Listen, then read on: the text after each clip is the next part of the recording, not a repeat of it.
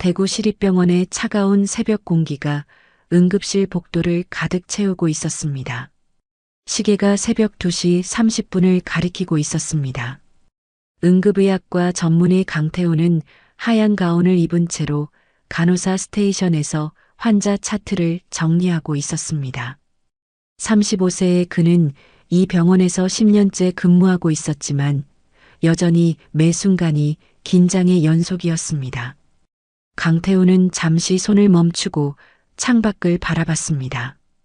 어두운 하늘에 별 몇 개가 희미하게 빛나고 있었습니다. 이런 고요한 새벽이면 어김없이 25년 전 그날이 떠올랐습니다. 1998년 겨울 10살이었던 강태호는 어머니 손을 꽉 잡고 바로 이 병원 응급실에 왔었습니다. 어머니 이순자는 청각장애인이었고 그날 밤 심한 복통으로 고생하고 있었습니다. 강태호의 아버지는 그가 5살 때 공사장 사고로 세상을 떠났습니다. 그 후 어머니는 혼자서 강태호를 키우며 작은 세탁소에서 일했습니다. 말을 할 수 없는 어머니였지만 항상 따뜻한 미소와 다정한 손길로 아들을 보살폈습니다. 매일 아침 어머니는 강태호의 도시락을 정성스럽게 싸주었습니다. 수어로 맛있게 먹으라고 말하며 머리를 쓰다듬어 주었습니다. 저녁에 학교에서 돌아오면 어머니는 항상 세탁소 문 앞에서 기다리고 있었습니다. 엄마, 오늘 학교에서 이런 일이 있었어요. 강태우가 수어로 하루 있었던 일들을 이야기하면 어머니는 눈을 반짝이며 들어주었습니다. 비록 말은 할 수 없었지만 어머니와 아들 사이의 소통에는 어떤 막힘도 없었습니다. 하지만 그날 밤은 달랐습니다. 어머니가 갑자기 배를 움켜쥐며 바닥에 쓰러진 것입니다. 강태우는 처음 보는 어머니의 고통스러운 모습에 당황했습니다. 엄마, 엄마. 강태우가 어머니를 흔들었지만 어머니는 식은땀을 흘리며 신음할 뿐이었습니다. 10살 아이가 할 수 있는 것은 119에 신고하는 것뿐이었습니다. 저희 엄마가 갑자기 쓰러졌어요. 빨리 와주세요. 구급차가 도착했을 때 구급대원들은 어머니의 상태를 확인하며 말했습니다.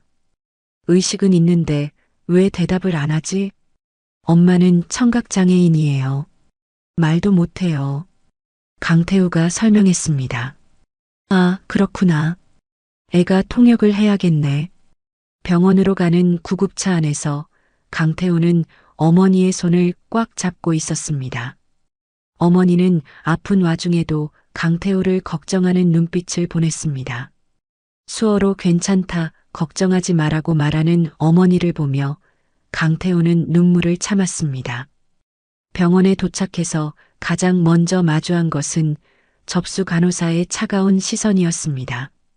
보호자는 어디 있어요? 엄마예요. 여기 계세요. 강태우가 어머니를 가리켰습니다. 어머니한테 직접 물어봐야 하는데 왜 대답을 안 하세요?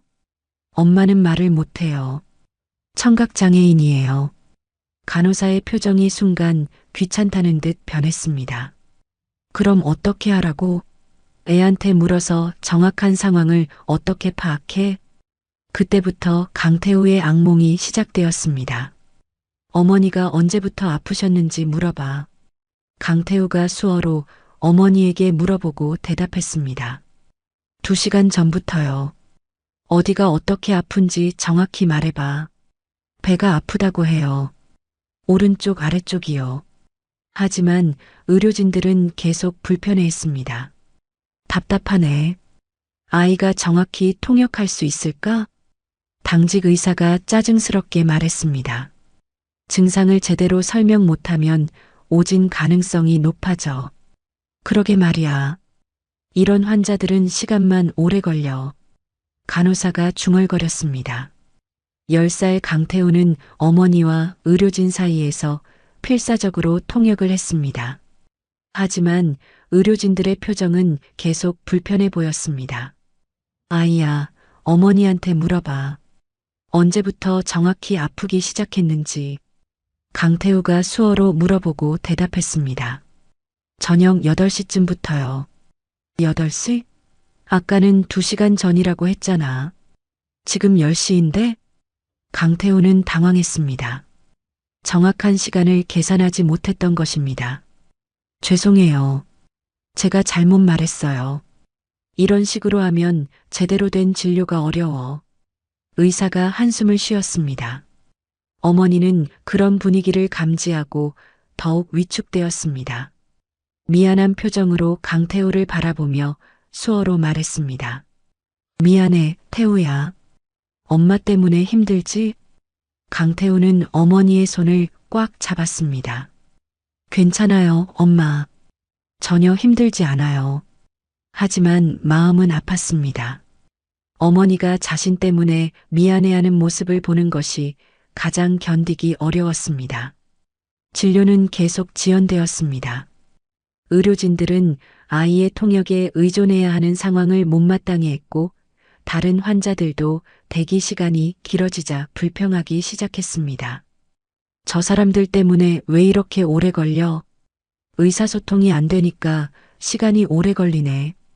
강태우는 그런 시선들을 견디며 어머니를 보호하려고 노력했습니다.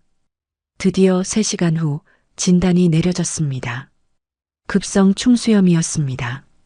왜 이렇게 늦게 왔어요? 의사가 강태우를 나무랐습니다. 충수가 이미 터질 뻔했어요. 일찍 왔는데요. 3시간 전에 왔는데요.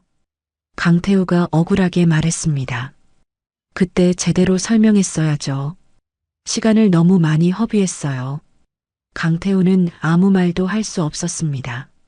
자신이 최선을 다해 통역했는데도 의료진들이 제대로 들어주지 않았다는 것을 어머니가 말을 할 수 있었다면 이런 일이 생기지 않았을 거라는 것을 알고 있었지만 말할 수 없었습니다. 어머니는 응급수술을 받았습니다. 수술실 앞에서 혼자 기다리는 동안 강태우는 눈물을 참을 수 없었습니다. 어머니가 고통스러워하는 모습, 의료진들의 차가운 시선, 그리고 자신의 무력함이 모두 가슴을 짓눌렀습니다. 엄마, 괜찮을 거야. 꼭 괜찮을 거야. 강태우는 혼자 중얼거렸습니다.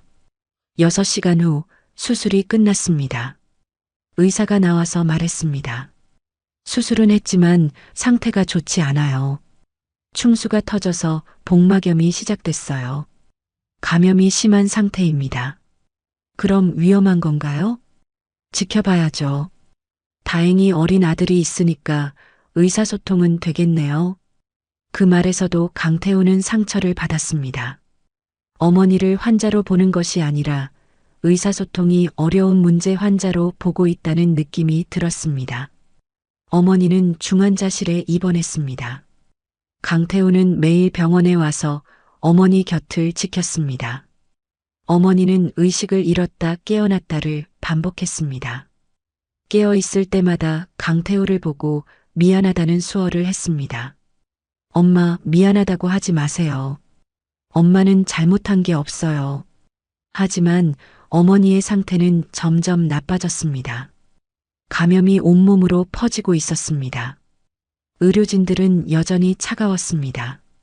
보호자가 의사소통이 안 되니까 치료 방침 설명하기가 어렵네. 그러게 말이야. 아이한테 설명해봤자 이해할까?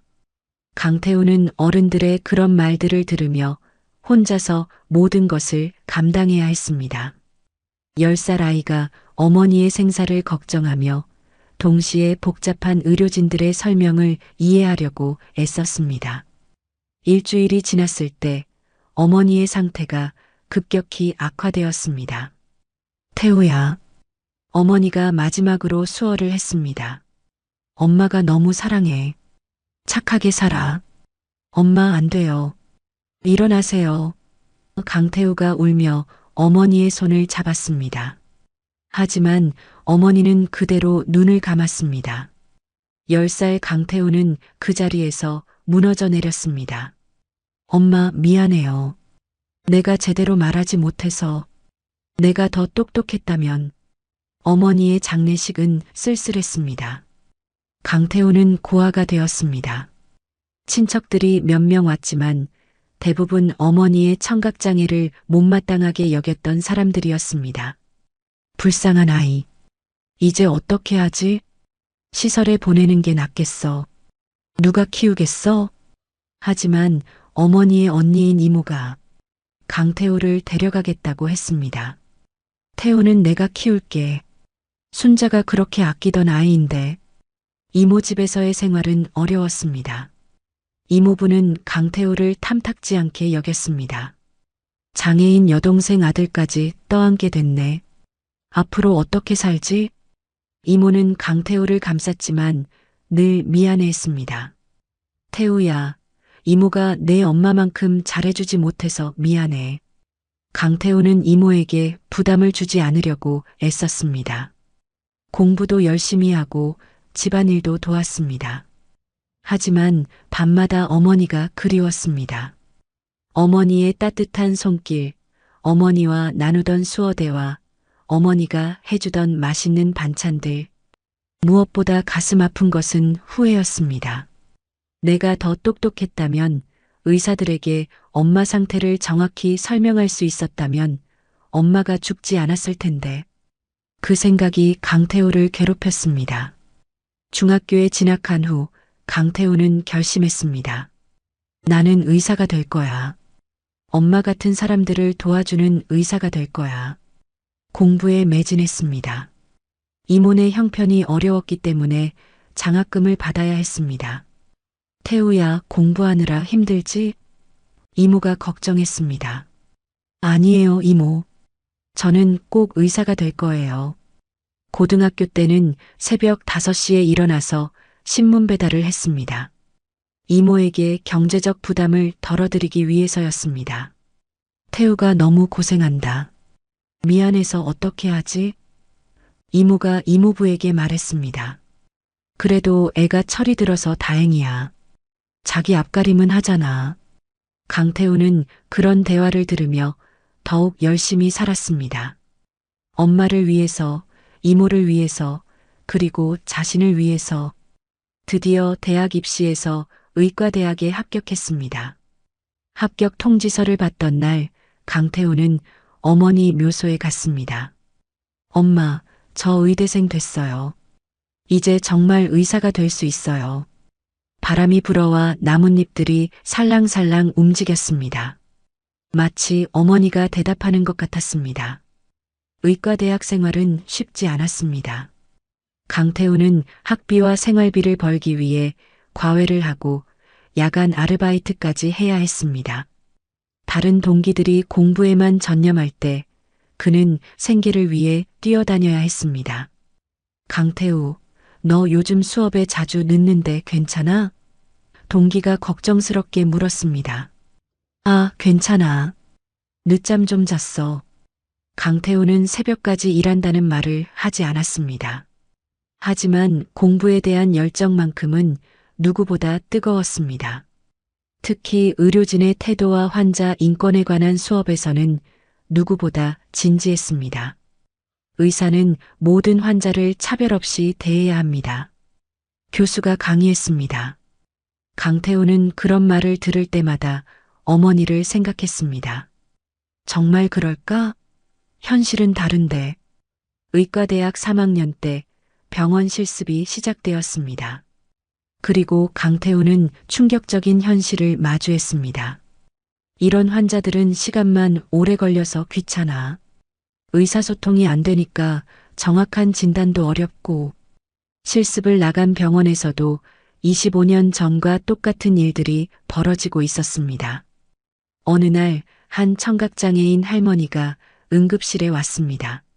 손자가 통역을 하고 있었는데 강태우는 그 모습에서 어린 시절 자신을 보았습니다. 실습생, 저 환자 차트 좀 가져와. 담당 의사가 지시했습니다. 하지만 강태우는 그 할머니에게 다가갔습니다. 할머니, 안녕하세요. 강태우가 수어로 인사했습니다. 할머니의 눈이 커졌습니다. 병원에서 수어로 말하는 의료진을 만난 것은 처음이었습니다. 어머, 선생님이 수어를 하세요? 네, 조금이요. 어디가 아프세요? 강태우는 할머니와 직접 대화하며 증상을 파악했습니다. 손자가 놓친 중요한 정보들을 알 수 있었습니다. 실습생, 뭐 하는 거야? 담당 의사가 화를 냈습니다. 환자분과 직접 대화해서 추가 정보를 얻었습니다. 추가 정보. 강태우는 할머니에게서 들은 정확한 증상들을 설명했습니다. 그 정보 덕분에 정확한 진단이 가능했습니다. 어떻게 수어를 배웠나? 담당 의사가 물었습니다. 어머니가 청각장애인이셨습니다. 그날부터 강태우는 병원에서 유명해졌습니다. 수어를 할 줄 아는 의대생으로 졸업 후 강태우는 응급의학과를 선택했습니다. 왜 응급의학과야? 내과나 외과가 더 안정적인데. 동기들이 물었습니다. 응급실에서 가장 절박한 상황에 있는 환자들을 돕고 싶어서요. 강태우는 진짜 이유를 말하지 않았습니다. 응급실이야말로 어머니 같은 환자들이 가장 차별받기 쉬운 곳이라는 것을, 그곳에서 변화를 만들고 싶다는 것을. 전공의 시절은 더욱 힘들었습니다. 36시간 연속 근무, 잠도 제대로 못 자는 일상이 계속되었습니다. 하지만 강태우에게는 특별한 보람이 있었습니다. 청각장애나 언어장애 환자들이 오면 다른 의료진들이 그를 불렀습니다. 강태우, 저 환자 너가 맡아. 수어할 줄 안다며? 빨리 와서 통역 좀 해봐. 처음에는 귀찮아하는 듯 했지만 점차 강태우의 능력을 인정하기 시작했습니다. 어느 날 지적장애가 있는 청년이 교통사고로 실려왔습니다. 보호자 없이 혼자 온 상황이었습니다. 이런 환자는 어떻게 하지? 보호자 연락처도 모르고. 다른 의료진들이 당황할 때 강태우가 나섰습니다. 제가 대화해 볼게요. 강태우는 청년의 눈높이에 맞춰 천천히 쉬운 말로 대화했습니다. 아픈 곳이 어디야? 다리가 아파요. 여기 피가 나요. 가족 전화번호 알아? 청년이 더듬거리며 어머니 전화번호를 말했습니다. 그 모습을 본 선배 의사가 말했습니다. 강태우, 너는 정말 특별한 재능이 있는 것 같아. 이런 환자들과 소통하는 능력 말이야. 하지만 강태우는 알고 있었습니다. 이것은 재능이 아니라 경험이라는 것을. 어린 시절부터 소외받는 사람들의 마음을 이해해야 했던 아픈 경험이라는 것을. 전문의가 된 후 강태우는 대구시립병원에 자리를 잡았습니다. 10년간 묵묵히 일하며 자신만의 철학을 지켜왔습니다. 모든 환자는 동등하다. 의사소통이 어려워도 사회적으로 소외받아도 그들도 똑같이 소중한 생명이다. 그런 강태우에게 어머니는 여전히 가장 큰 영감이었습니다. 어려운 환자를 만날 때마다 어머니를 떠올렸습니다. 엄마, 제가 엄마 같은 분들을 잘 도와드리고 있을까요? 현재로 돌아온 강태우는 깊은 한숨을 내쉬었습니다. 의사 선생님, 괜찮으세요? 간호사 정미란이 강태우의 멍한 표정을 보고 물었습니다. 정미란은 10년째 함께 일하는 동료로 강태우의 과거를 알고 있는 몇 안 되는 사람 중 하나였습니다. 아, 네. 괜찮습니다. 강태우가 정신을 차리며 미소를 지었습니다. 매일 밤 이런 시간이면 강태우는 어머니를 그리워했습니다. 지갑 속에 간직한 어머니의 마지막 사진을 꺼내 보곤 했습니다. 엄마, 오늘도 엄마 같은 분들을 만났어요. 제가 잘하고 있는 걸까요? 25년이 지났지만 여전히 병원의 현실은 크게 변하지 않았습니다. 의사소통이 어려운 환자들에 대한 차별은 여전했고 강태우는 혼자서 그런 환자들을 보호하려고 애쓰고 있었습니다. 바로 그때 응급실 입구에서 급한 소리가 들려왔습니다. 도와주세요. 임산부가 애를 낳으려고 해요. 택시 운전사가 다급하게 뛰어들어왔습니다. 강태우가 급히 밖으로 나가보니 택시 뒷좌석에서 한 여성이 심한 진통으로 고통스러워하고 있었습니다. 그 옆에는 6살쯤 되어 보이는 남자아이가 무서워서 떨고 있었습니다. 괜찮습니다. 저희가 도와드릴게요. 강태우가 부드러운 목소리로 말했습니다. 하지만 그 여성은 강태우의 말에 반응하지 못했습니다. 입을 움직이며 뭔가 말하려 하지만 소리가 거의 나오지 않았습니다.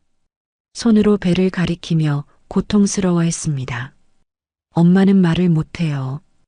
귀도 잘 안 들려요. 6살 아이가 떨리는 목소리로 설명했습니다. 제 이름은 준호예요. 엄마 이름은 하연이에요. 그 순간 강태우의 온몸에 소름이 돋았습니다. 25년 전 어머니와 자신의 모습이 눈앞에 겹쳐 보였습니다. 무서워하는 아이, 말 못하는 어머니, 그리고 차가운 병원. 준호야, 괜찮아. 선생님이 엄마를 도와드릴게. 강태우가 무릎을 꿇고 아이의 눈높이에 맞춰 말했습니다. 준호의 눈에서 안도의 빛이 스쳤습니다. 정말요? 우리 엄마 도와주실 거예요? 물론이지. 선생님이 꼭 도와드릴게. 강태우는 즉시 휠체어를 가져와 하연을 조심스럽게 옮겼습니다. 간호사님, 분만실 준비해 주세요. 강태우가 큰 소리로 지시했습니다. 하지만 간호사들의 반응은 25년 전과 별반 다르지 않았습니다. 간호사장 박미숙이 못마땅한 표정을 지었습니다. 응급의학과에서 왜 산부인과 일에 끼어들어요? 게다가 저런 환자라니요? 강태우의 목소리가 날카로워졌습니다. 보시다시피 장애인이잖아요. 의사소통도 안 되고 진료하기 복잡할 것 같은데. 박미숙이 작은 목소리로 중얼거렸습니다. 강태우는 주먹을 꽉 쥐었습니다. 똑같았습니다. 25년이 지났는데도 아무것도 변하지 않았습니다. 지금 당장 분만실 준비하세요. 환자는 환자입니다. 분만실로 향하는 복도에서 산부인과 과장 김태식이 나타났습니다. 강 선생, 뭐 하는 거야? 김태식의 목소리는 차갑고 날카로웠습니다. 응급환자 이송 중입니다. 김태식이 하연을 흘끗 보더니 인상을 찌푸렸습니다. 아, 또 이런 케이스네. 강 선생, 자네는 아직 경험이 부족해서 모르겠지만 이런 환자들은 관리가 힘들어. 무슨 말씀이신지 이해가 안 갑니다. 의사소통이 안 되잖아. 진통 과정에서 협조도 안 되고 나중에 문제 생기면 설명하기도 어렵고. 김태식이 귀찮다는 듯 말했습니다. 강태우의 가슴속에서 분노가 치밀어 올랐습니다. 어머니가 들었던 그 말들과 똑같았습니다. 과장님, 지금은 응급 상황입니다. 분만실에 도착했을 때 김태식이 말했습니다. 강 선생은 이제 나가도 돼. 여기서부터는 내가 처리하겠어. 강태우는 어쩔 수 없이 분만실을 나와 복도에서 준호와 함께 기다렸습니다. 30분 후 분만실에서 아기 울음소리가 들려왔습니다. 강하고 건강한 울음소리였습니다. 들어요. 동생이 태어났어요. 준호가 기뻐하며 벌떡 일어났습니다. 하지만 그 후로 이상하게 조용해졌습니다. 1시간이 지나도 아무도 나오지 않았습니다. 강태우는 점점 불안해졌습니다. 일반적으로 출산 후에는 산모와 아기 상태를 알려주는 것이 당연한데 너무 오랫동안 소식이 없었습니다. 분명히 건강한 아기 울음소리를 들었는데 왜 이렇게 조용할까요? 준호야, 여기서 잠깐 기다려. 선생님이 확인하고 올게. 강태우가 분만실 문을 두드렸습니다. 과장님, 상황이 어떻습니까? 잠깐만. 김태식의 목소리가 들려왔습니다. 하지만 그 목소리에는 뭔가 당황스러운 기운이 있었습니다. 강태우는 귀를 문에 대고 들어봤습니다. 안에서 간호사들이 수군거리는 소리가 들렸습니다. 과장님, 이거 어떻게 해요? 조용히 해. 밖에서 들어. 하지만 분명히 울었잖아요. 내가 판단할 일이야. 아무 말도 하지 마. 강태우의 심장이 빠르게 뛰기 시작했습니다. 뭔가 이상한 일이 벌어지고 있었습니다. 40분 후 김태식이 분만실에서 나왔습니다. 그의 표정이 심각했습니다. 과장님, 산모와 아기는 어떻습니까? 산모는 괜찮다. 하지만 김태식이 말을 망설였습니다. 아기가 안타깝게도 사산이었어. 강태우의 얼굴이 굳어졌습니다. 사산이요? 하지만 분명히 울음소리를. 그건 내가 잘못 들은 거야. 출생 시 생명 징후가 없었어. 준호가 뛰어와서 강태우의 옷을 잡아당겼습니다. 의사 선생님, 제 동생은 괜찮아요? 김태식이 준호를 내려다보며 말했습니다. 아이야, 안타깝게도 동생은 하늘나라로 갔어.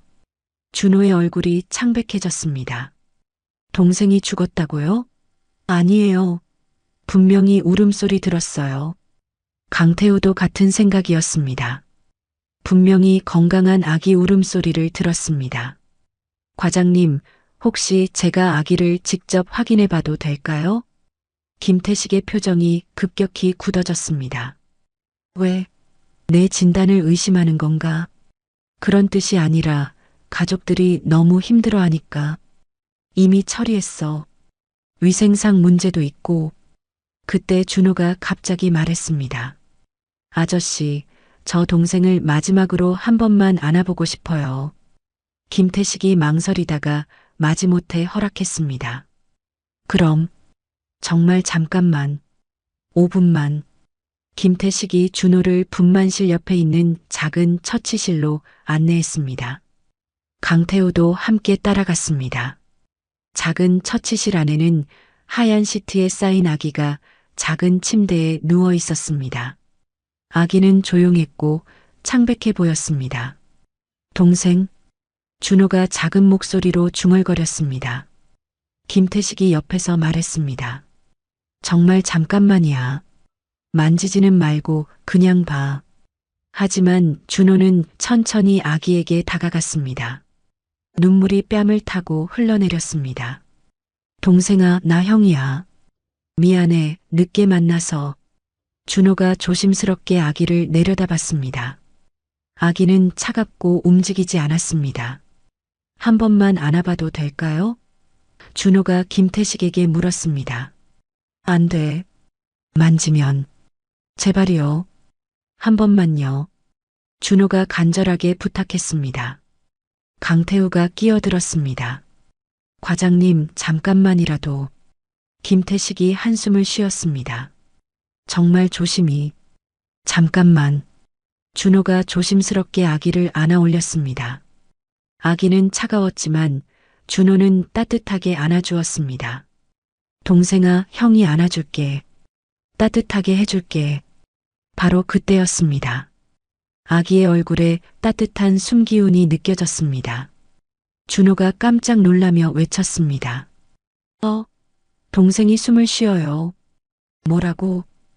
김태식이 황급히 다가왔습니다. 정말이에요. 동생이 숨을 쉬고 있어요. 준호가 흥분해서 소리쳤습니다. 강태우도 재빨리 아기를 확인했습니다. 정말로 아기가 약하지만 숨을 쉬고 있었습니다. 이럴 수가. 강태우가 놀라며 말했습니다. 김태식이 당황한 표정으로 아기를 확인했습니다. 이상하네. 분명히 생명 징후가. 바로 그때 아기가 작은 울음소리를 냈습니다. 으앙. 동생이 울어요. 동생이 살아났어요. 준호가 기뻐하며 외쳤습니다. 강태우가 아기의 맥박을 확인했습니다. 맥박도 정상이고 호흡도 안정적입니다. 완전히 살아있어요. 김태식의 얼굴이 창백해졌습니다. 이건 어떻게. 과장님, 이건 기적이에요. 강태우가 감동해서 말했습니다. 라자로 증후군이라고 불리는 현상인 것 같아요. 아주 드물지만 사망 판정 후에 생명 징후가 돌아오는 경우가 있어요. 아기는 점점 더 또렷하게 울기 시작했습니다. 준호가 아기를 조심스럽게 흔들어주며 말했습니다. 동생아, 괜찮아. 형이 여기 있어. 김태식이 급하게 말했습니다. 이건 즉시 신생아실로 옮겨야 해. 정밀 검사가 필요해. 그럼 엄마한테도 알려드려야죠. 강태우가 말했습니다. 이런 기적적인 일을. 아니야. 김태식이 갑자기 소리쳤습니다. 아직 아기 상태가 불안정할 수 있어. 확실해질 때까지는. 준호가 김태식을 이상하게 바라봤습니다. 왜요? 동생이 살아났는데 엄마가 알아야 하지 않아요? 강태우도 김태식의 태도가 이상하다고 생각했습니다. 과장님, 이런 좋은 소식을 왜 숨기려고 하시는 거죠? 김태식이 당황하며 변명했습니다. 그게 혹시 다시 상태가 나빠질 수도 있고 산모에게 희망을 줬다가 다시 실망시키면. 하지만 아기는 점점 더 건강하게 울고 있었습니다. 강태우는 김태식의 이상한 반응에 의심을 품기 시작했습니다. 과장님, 아기가 이렇게 건강하게 울고 있는데 왜 그렇게 걱정하시는 거죠? 그게 신생아는 변화가 빠르니까. 김태식이 더듬거리며 대답했습니다. 준호가 아기를 안고 있으면서 말했습니다. 의사 선생님, 저희 엄마한테 가서 좋은 소식 전해드려요. 그래, 준호야. 엄마가 정말 기뻐하실 거야. 김태식이 급하게 막았습니다. 안 돼. 산모는 아직 진정제 때문에 깊이 잠들어 있어. 그럼 깨워드리면 되잖아요. 강태우가 말했습니다. 이런 기적적인 소식을 들으면 산모가 얼마나 기뻐하실까요? 아니야, 무리하게 깨우면 산모 건강에 좋지 않아. 바로 그때 복도에서 간호사 정미란이 급하게 뛰어왔습니다. 과장님, 3층 산모가 갑자기 깨어났어요. 김태식의 얼굴이 더욱 창백해졌습니다. 뭐라고? 벌써? 네, 진정제 효과가 예상보다 빨리 떨어진 것 같아요. 그런데 계속 뭔가를 찾으면서 난리예요. 준호가 벌떡 일어났습니다. 엄마가 깨어났어요? 빨리 가서 동생이 살아났다고 알려드려야 해요. 강태우도 일어났습니다. 그래, 빨리 가자. 잠깐. 김태식이 급하게 막았습니다. 아직 아기 상태 확인이 안 끝났어. 하지만 준호는 이미 아기를 안고 복도로 나가고 있었습니다. 엄마, 동생이 살아났어요. 강태우가 뒤따라 나가려 하자 김태식이 팔을 잡았습니다. 강 선생, 잠깐만. 이 일을 너무 성급하게 진행하면 안 돼. 왜죠? 이런 기적적인 일을 왜 숨기려고 하세요? 김태식이 말을 더듬었습니다. 그게 의료진의 판단 실수가 있었다고 오해받을 수 있어. 강태우는 그 말을 듣고 모든 것을 이해했습니다. 김태식이 자신의 오진을 은폐하려 한다는 것을. 과장님, 설마 본인의 실수를 숨기려고 하시는 건 아니죠? 강태우가 날카롭게 물었습니다. 김태식의 표정이 굳어졌습니다. 강 선생, 뭔 소리야? 실수라니. 사산 판정을 내렸는데 아기가 살아있었다는 건 명백한 오진 아닙니까? 그건 라자로 증후군이라는 극히 드문 현상이야. 의학적으로 설명 가능한 일이고. 바로 그때 3층에서 준호의 목소리가 들려왔습니다. 엄마, 동생이 살아났어요. 김태식이 급하게 말했습니다.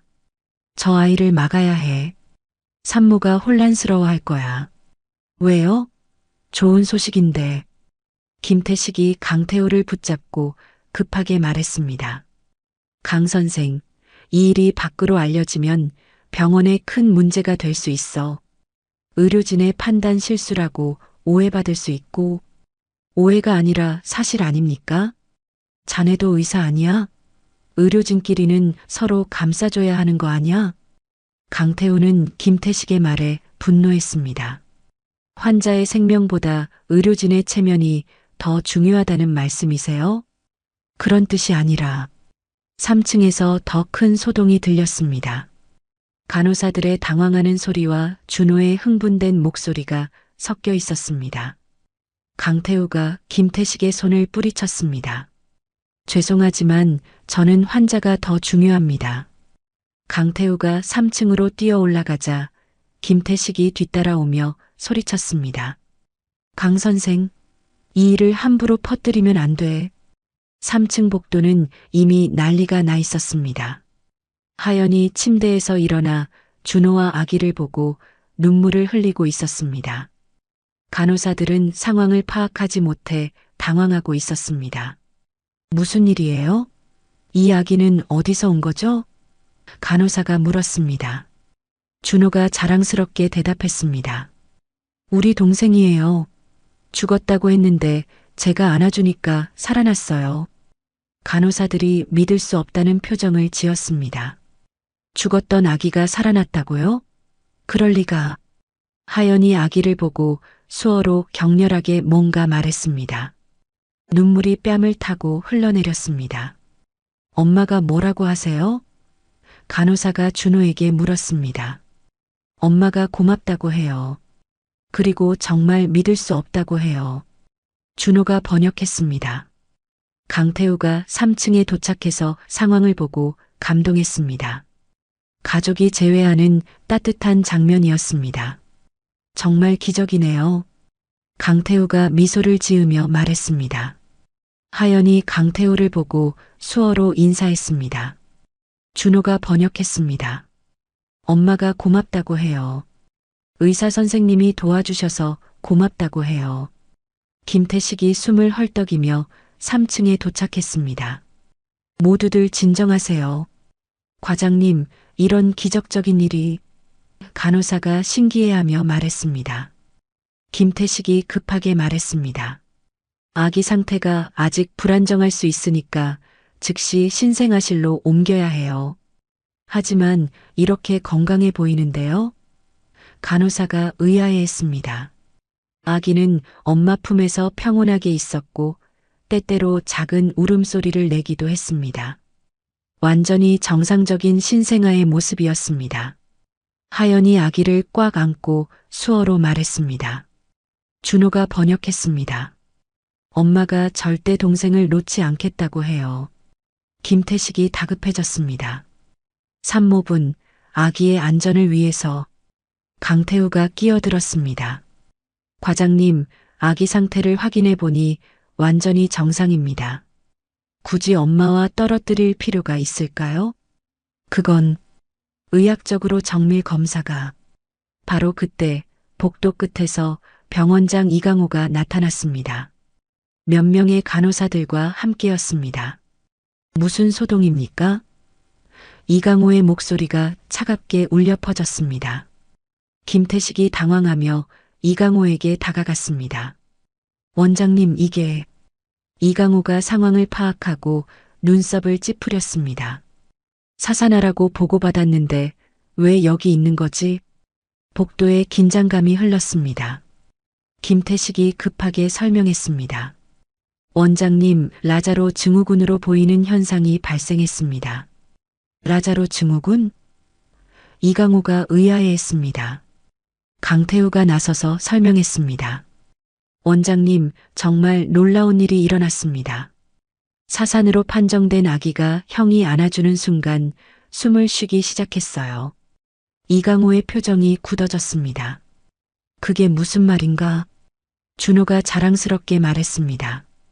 제가 동생을 안아줬더니 살아났어요. 정말이에요. 이강호가 김태식을 날카롭게 바라봤습니다. 김 과장, 사산 판정에 확실했나? 김태식이 식은땀을 흘리며 대답했습니다. 네, 그런데 이런 극히 드문 현상이. 하연이 수어로 격렬하게 뭔가 말했습니다. 준호가 번역했습니다. 엄마가 말해요. 처음부터 동생이 살아있었다고 생각했다고 해요. 무슨 말이지? 이강호가 물었습니다. 준호가 계속 번역했습니다. 엄마가 출산할 때 아기 울음소리를 들었다고 해요. 분명히 울었는데 갑자기 조용해졌다고 해요. 이강호와 김태식이 당황한 눈빛을 주고받았습니다. 강태우가 끼어들었습니다. 저도 분만실 밖에서 아기 울음소리를 분명히 들었습니다.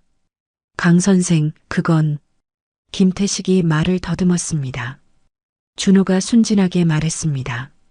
그런데 의사 아저씨는 왜 처음에 동생이 죽었다고 했어요?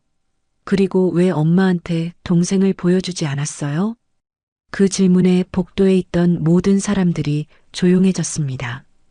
이강호의 얼굴이 점점 어두워졌습니다. 김 과장, 정확히 무슨 일이 있었던 거지? 김태식이 당황하며 변명했습니다. 그게 당시 상황이 복잡했고 생명 징후를 확인했는데 하연이 다시 수어로 말했고 준호가 번역했습니다. 엄마가 말해요. 의사 아저씨가 간호사들한테 조용히 하라고 했다고 해요. 간호사들이 서로를 바라보며 수군거리기 시작했습니다. 그러고 보니 이상했어요. 분만실에서 울음소리가 났는데 저도 들었어요. 분명히 건강한 아기 소리였는데 이강호의 얼굴이 더욱 굳어졌습니다.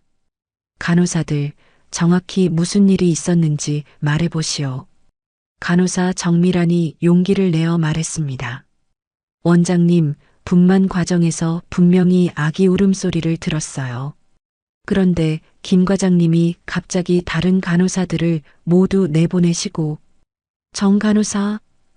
김태식이 급하게 제지했습니다. 하지만 정미란은 계속 말했습니다. 그리고 혼자서 뭔가 처리하신 후에 사산이라고 발표하셨어요. 또 다른 간호사도 말했습니다. 저도 이상하다고 생각했어요. 그렇게 건강한 울음소리였는데 이강호가 김태식을 노려봤습니다. 김 과장, 이게 사실인가? 김태식이 다급하게 변명했습니다. 원장님, 그게 당시 상황이 복잡했고 장애인 산모의 경우 여러 가지 고려할 점이 장애인 산모라고 강태우가 끼어들었습니다. 그게 아기 생명 판정과 무슨 상관이 있습니까? 준호가 김태식을 바라보며 말했습니다. 아저씨, 우리 엄마가 장애인이라서 동생을 죽었다고 거짓말한 거예요? 그 순진한 질문이 모든 사람의 가슴을 찔렀습니다.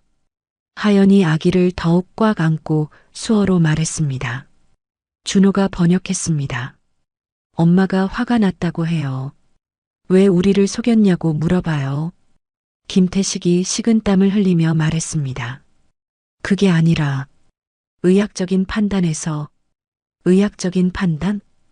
강태우가 반박했습니다. 아기가 이렇게 건강한데 어떤 의학적 근거로 사산 판정을 내리셨나요? 바로 그때 복도에 더 많은 의료진들이 모여들기 시작했습니다. 소문이 퍼진 것 같았습니다. 죽었던 아기가 살아났다면서요? 6살 아이가 안아서 소생시켰다고요? 정말 기적이네요. 하지만 의료진들의 감탄 섞인 목소리와 달리 이강호와 김태식의 표정은 점점 더 어두워졌습니다. 이강호가 위협적인 목소리로 말했습니다. 모든 사람들 해산하세요. 이건 의료진만의 문제입니다. 강태우가 용기를 내어 말했습니다. 원장님, 이건 환자의 생명과 관련된 문제입니다. 투명하게 처리되어야 하지 않을까요? 이강호가 강태우를 노려봤습니다. 강 의사, 조심하게. 준호가 갑자기 큰 소리로 말했습니다. 왜 조심하라고 해요? 의사 선생님은 잘못한 게 없는데요. 6살 아이의 순수한 질문에 복도에 있던 모든 사람들이 조용해졌습니다. 동생이 살아서 좋은 일인데 왜 어른들이 화를 내요? 준호가 계속 말했습니다. 하연이 아기를 안고 수어로 말했습니다. 준호가 번역했습니다. 엄마가 말해요. 왜 우리한테 거짓말했는지 알고 싶다고 해요. 김태식이 더 이상 변명할 말이 없어 보였습니다. 강태우가 결심한 듯 말했습니다. 원장님, 이 사건은 반드시 조사되어야 합니다. 환자의 생명과 관련된 중대한 문제예요. 강 의사, 이강호가 위협적으로 말했습니다. 자네가 지금 무슨 일을 하고 있는지 알고 있나? 네, 알고 있습니다. 환자를 보호하는 일입니다. 바로 그때 간호사 정미란이 휴대폰을 꺼내며 말했습니다. 사실 제가 분만 과정을 녹화했어요. 모든 사람의 시선이 정미란에게 집중되었습니다. 뭐라고? 김태식이 창백한 얼굴로 물었습니다. 요즘 의료 분쟁 때문에 중요한 과정은 기록해 두라고 하셔서 분만 과정을 휴대폰으로 녹화했어요. 이강호와 김태식의 얼굴이 완전히 하얗게 변했습니다. 정미란이 휴대폰을 보여주며 말했습니다. 여기에 아기가 울었던 장면이 다 나와 있어요. 그리고 김 과장님이 다른 간호사들을 내보내고 혼자 뭔가 하시는 장면도. 준호가 신나게 말했습니다. 정말요? 그럼 동생이 처음부터 살아있었다는 걸 증명할 수 있어요. 강태우가 정미란을 바라보며 말했습니다. 미란 씨, 정말 용기 있는 일을 하셨네요. 하연이 수어로 말했고 준호가 번역했습니다. 엄마가 진실이 밝혀져서 다행이라고 해요. 이강호가 마지막 시도를 했습니다. 정 간호사, 그 영상은 개인적으로 촬영한 것이니까 병원 밖으로 유출되면 안 돼. 하지만 이미 늦었습니다. 복도에 모인 의료진들 사이에서 수군거림이 커지고 있었습니다. 이거 큰 문제가 되겠는데. 환자 가족들한테 미안한 일이었네. 그때 복도 끝에서 새로운 목소리가 들렸습니다. 무슨 일입니까? 의료윤리위원회 위원장 박진수 교수가 나타났습니다. 그의 뒤로 몇 명의 위원들이 따라왔습니다. 누군가 의료윤리위원회에 신고를 했군요. 박 교수가 엄숙한 목소리로 말했습니다. 이강호의 얼굴이 굳어졌습니다. 박 교수님, 이건 단순한 오해입니다. 오해라고요? 박 교수가 상황을 둘러보며 말했습니다. 사산으로 판정된 아기가 살아있다는 신고를 받았는데요. 준호가 아기를 가리키며 말했습니다. 맞아요. 우리 동생이에요. 저기 의사 아저씨가 죽었다고 거짓말했어요. 박 교수가 준호의 말을 듣고 김태식을 바라봤습니다. 김 과장님, 이게 사실인가요? 김태식이 말을 더듬었습니다. 그게 의학적으로 복잡한 상황이었고 정미란이 나서서 말했습니다. 교수님, 제가 증거 영상을 가지고 있어요. 박 교수가 정미란의 휴대폰을 받아 영상을 확인했습니다. 영상에는 아기의 울음소리와 김태식이 간호사들을 내보내는 장면이 선명하게 담겨 있었습니다. 몇 분 후 박 교수의 표정이 심각해졌습니다. 이건 매우 중대한 문제입니다. 박 교수가 단호하게 말했습니다. 즉시 전면 조사에 들어가겠습니다. 이강호가 다급하게 말했습니다. 박 교수님, 병원 입장도 고려해 주시기 바랍니다. 병원 입장보다 환자의 생명이 우선입니다. 박 교수가 단호하게 대답했습니다. 하연이 수어로 말했고 준호가 번역했습니다. 엄마가 고맙다고 해요.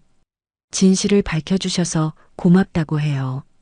강태우가 박 교수에게 말했습니다. 교수님, 이 가족이 겪은 일을 생각하면 정말 마음이 아픕니다. 박 교수가 고개를 끄덕였습니다. 당연히 철저히 조사하고 책임을 묻겠습니다. 그때 준호가 갑자기 말했습니다. 그런데 왜 우리 엄마가 장애인이라서 이런 일이 생긴 거예요? 그 질문에 복도에 있던 모든 사람들이 숙연해졌습니다. 김태식이 마침내 고개를 숙이며 말했습니다. 미안합니다. 정말 미안합니다.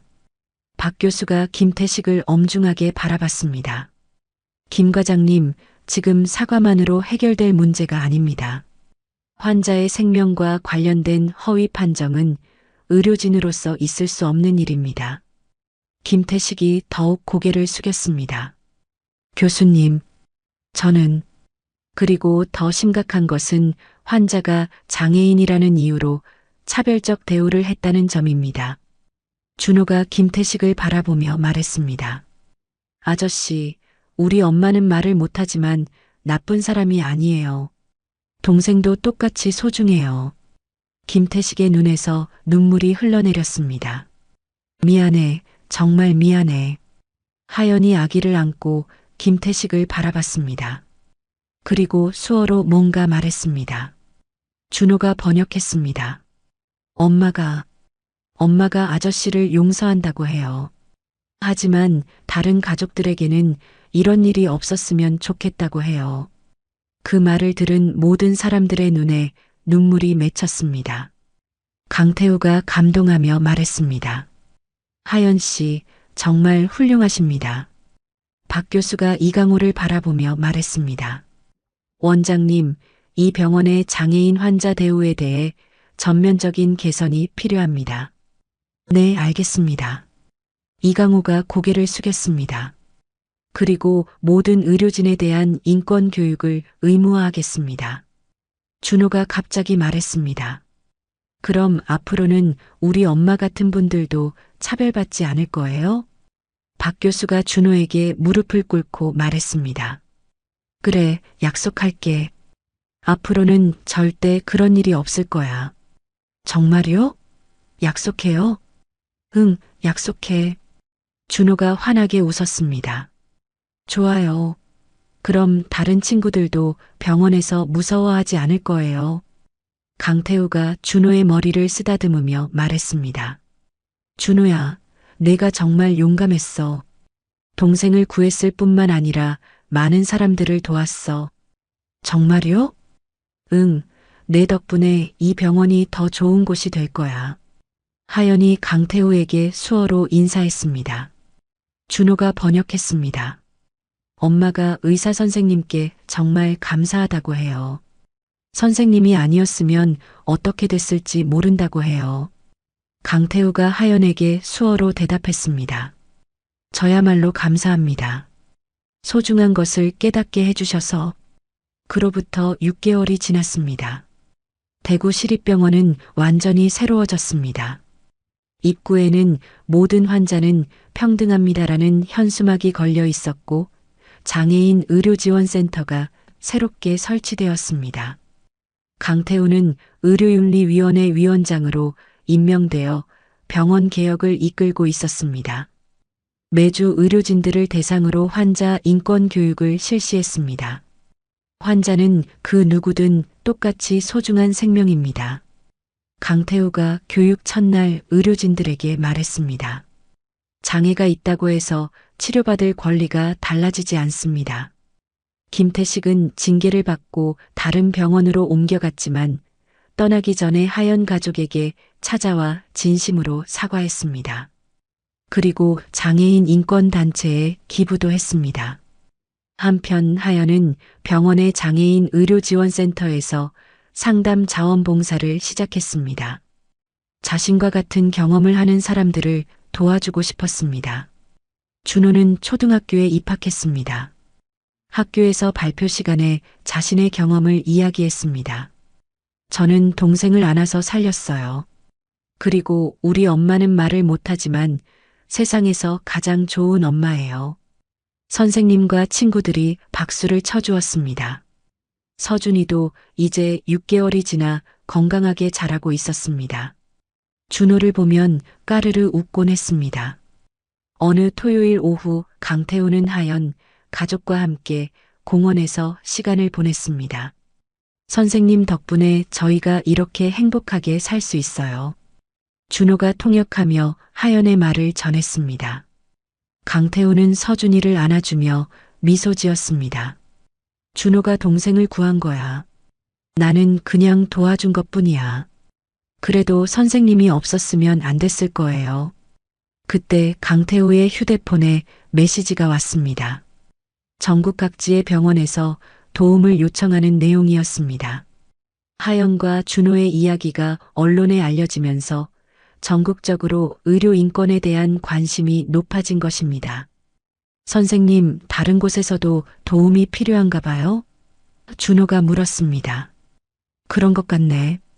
그럼 가서 도와주세요. 우리처럼 힘든 사람들이 있으면 안 되잖아요. 강태우는 준호의 말에 감동받았습니다. 6살 아이가 다른 사람들까지 걱정하고 있었습니다. 1년 후 강태우는 전국을 돌아다니며 의료인권 개선 활동을 했습니다. 보건복지부에서 공식적으로 의료인권 개선위원회 위원장직을 제안했고 강태우는 이를 수락했습니다. 그의 노력으로 전국 주요 병원에 장애인 의료지원센터가 설치되었고 의료진 인권교육이 의무화되었습니다. 준호는 이제 초등학교 2학년이 되었습니다. 학교에서 친구들과 잘 지내고 있었고 꿈은 여전히 의사가 되는 것이었습니다. 18개월이 된 서준이가 옹알이를 하며 형을 따라다녔습니다. 하연은 이제 대구시립병원의 정식 직원이 되었습니다. 장애인 의료지원센터의 상담사로 일하며 많은 장애인 환자들을 도왔습니다. 어느 날 전국적으로 유명해진 준호에게 한국장애인인권협회에서 연락이 왔습니다. 준호야, 전국 어린이들 앞에서 내 이야기를 해달라고 하네. 강태우가 말했습니다. 정말요? 제가요? 응, 내 이야기가 많은 사람들에게 희망을 주고 있어. 서울에서 열린 행사에서 준호는 당당하게 무대에 올랐습니다. 안녕하세요. 저는 김준호예요. 저희 엄마는 말을 못하시지만 세상에서 가장 좋은 엄마예요. 수백 명의 아이들이 조용히 준호의 이야기를 들었습니다. 그리고 제 동생 서준이는 태어날 때 죽었다고 했는데 제가 안아주니까 살아났어요. 사랑하는 마음이 있으면 기적이 일어날 수 있어요. 아이들이 박수를 쳤습니다. 그리고 모든 사람은 똑같이 소중해요. 장애가 있어도 다르게 생겨도 모두 다 소중한 사람이에요. 그날 준호의 이야기는 전국에 방송되었고 많은 사람들이 감동받았습니다. 집으로 돌아오는 길에 준호가 강태우에게 물었습니다. 의사 선생님, 제가 잘했어요? 정말 잘했어. 준호 덕분에 많은 사람들이 변할 거야. 그럼 앞으로 우리 엄마 같은 분들이 병원에서 차별받는 일은 없을까요? 많이 줄어들 거야. 그리고 준호가 의사가 되면 더욱 좋아질 거고. 준호가 환하게 웃었습니다. 네, 저는 꼭 강태우 선생님 같은 의사가 될 거예요. 5년이 흘렀습니다. 준호는 이제 초등학교 6학년이 되었고 서준이는 5세가 되어 유치원에 다니고 있었습니다. 두 형제는 모두 건강하고 밝게 자라고 있었습니다. 형, 나도 형처럼 사람들 도와주고 싶어. 서준이가 형에게 말했습니다. 그래, 우리 둘이 함께 의사가 되자. 준호가 동생의 머리를 쓰다듬어 주었습니다. 강태우는 이제 보건복지부 의료인권개선위원회 위원장으로 전국적인 변화를 이끌고 있었습니다. 하연은 대구시립병원에서 장애인 환자 상담팀장이 되었습니다. 전국에서 그녀에게 조언을 구하는 사람들이 많았습니다. 어느 일요일 가족들이 모두 모여 저녁을 먹고 있었습니다. 아빠, 서준이가 갑자기 말했습니다. 모든 사람이 서준이를 바라봤습니다. 서준이는 강태우를 아빠라고 부르고 있었습니다. 서준아, 나는 의사 선생님이야.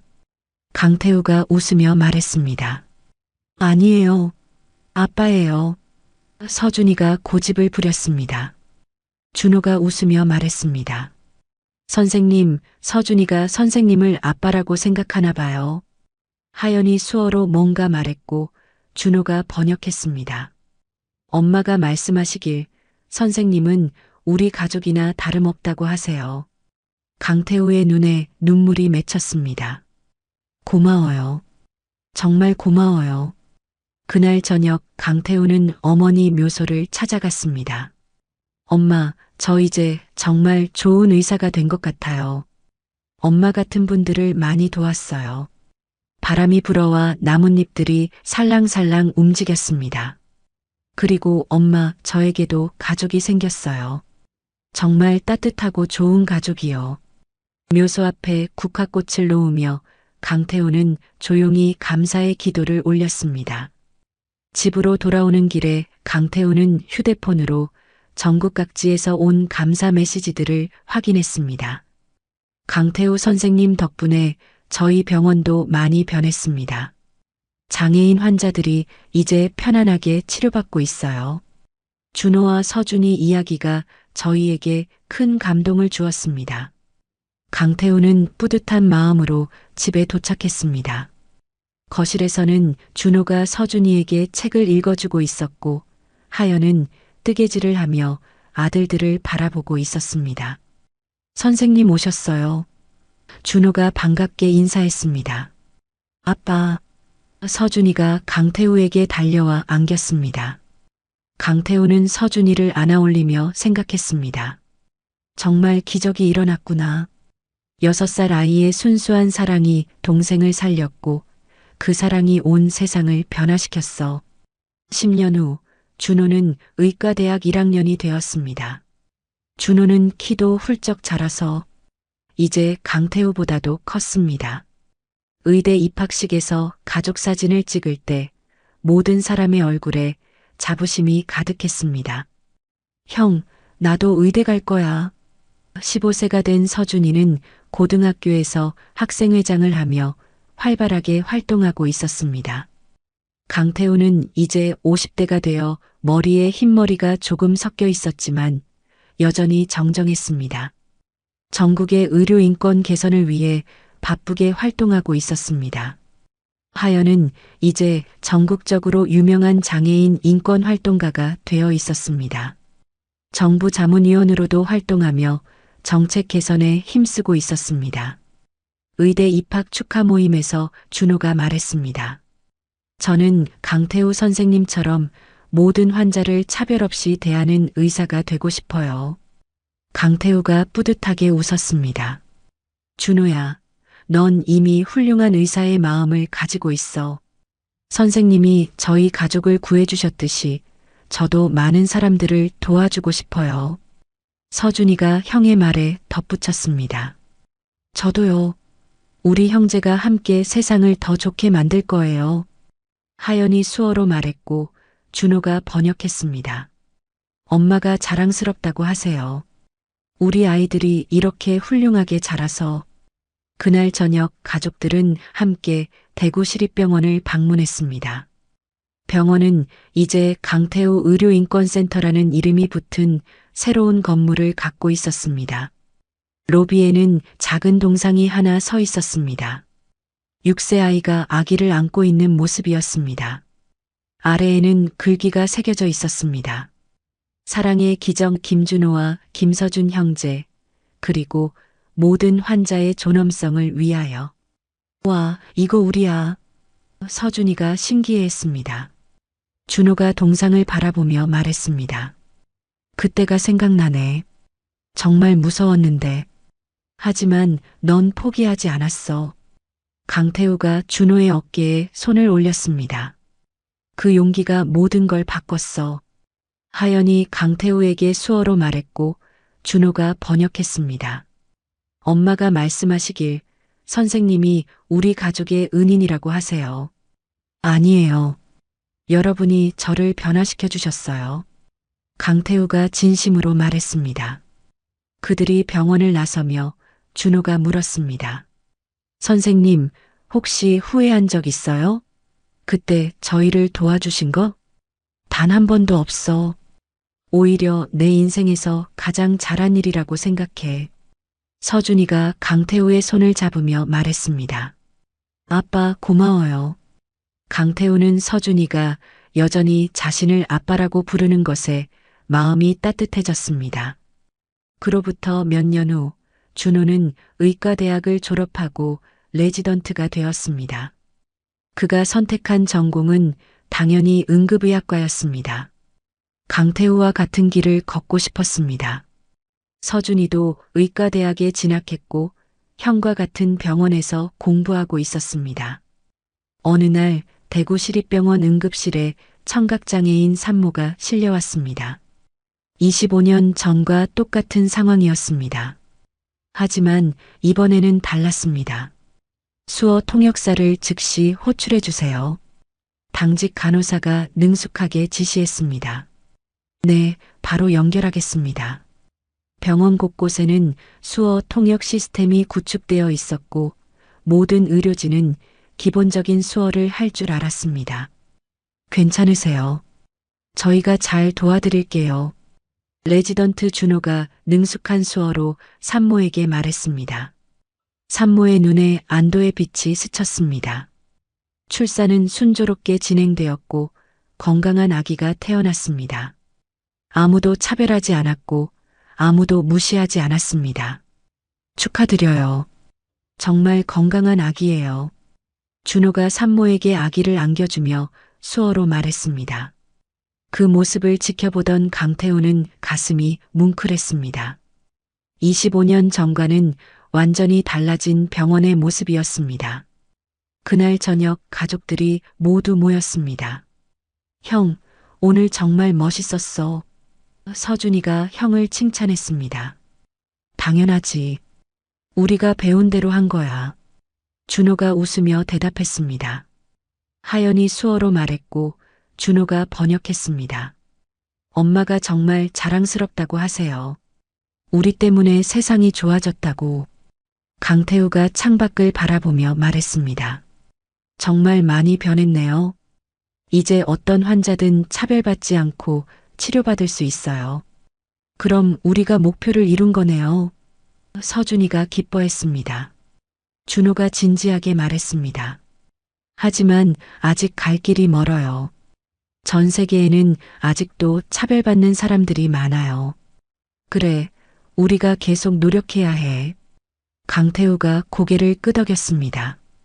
그날 밤 강태우는 다시 어머니 묘소를 찾았습니다. 엄마, 우리가 해냈어요.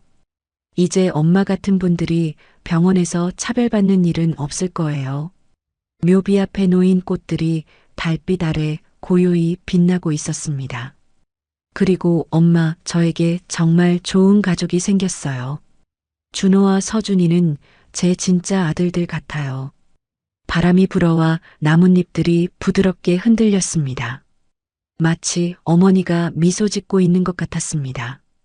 집으로 돌아가는 길에 강태우는 생각했습니다. 25년 전 6살 준호가 동생을 안아서 살린 그 작은 기적이 이렇게 큰 변화를 만들어냈구나. 그리고 하늘을 올려다보며 조용히 말했습니다. 때로는 가장 작은 사랑이 가장 큰 기적을 만든다. 여러분, 오늘 이야기는 어떠셨나요? 이야기가 마음에 닿았다면 구독과 좋아요 부탁드릴게요. 여러분의 따뜻한 댓글 하나가 모두에게 큰 힘이 됩니다. 감사합니다.